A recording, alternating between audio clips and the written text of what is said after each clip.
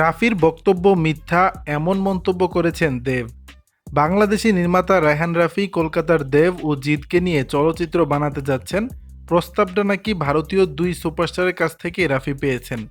এমন একটি সংবাদের অংশ সামাজিক মাধ্যমে শেয়ার করে দেব বলছেন, নট ট্রু, অর্থাৎ সত্য নয়, এটি মিথ্যা।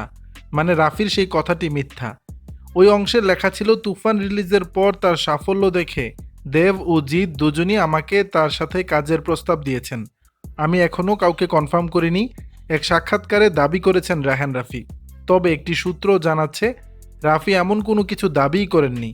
দেবের মতো সুপারস্টারের এটা যাচাই করার দরকার ছিল। আসলেই কি রাফি এমন কিছু বলেননি? অনুসন্ধানে জানা গেছে হুবহু রাফি এমনটা বলেননি, তবে এমনই ইঙ্গিত দিয়েছেন এক পডকাস্ট সাক্ষাৎকারে। সাংবাদিক তানভীর তারেকের পডকাস্টে রাফি বলেন, দুই বাংলায় এখন এত বড় ব্যবসা কেউ দিতে পারছে না। স্বভাবতই ওপার বাংলার দেব এবং জিতের প্রসঙ্গ বারবার আসে। সেখানে কলকাতার ছবি নির্মাণের প্রস্তাব আসে কিনা? তানভীর তারেকের এমন প্রশ্নে রায়হান রাফি তার উত্তরে বলেন, আসলো তো অনেকগুলা, এবার আসতেছে অনেকগুলা তুফানের পর।